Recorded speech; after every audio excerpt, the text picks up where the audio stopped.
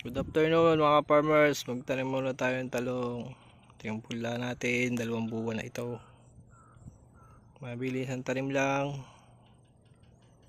Ayan po. Bago pala maglagay ng talong, naglagay muna ako ng Dupos tsaka Puradan para may agad yung ating tanim.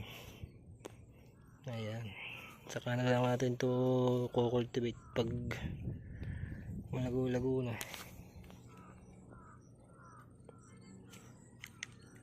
Ito, hirap tanggalin sa tray kasi nga matanda na. Ayan yung punla, oh. Pero okay lang yan, huwag lang kamatis. Tulong nga pala yung kapatid, 2 lang kami.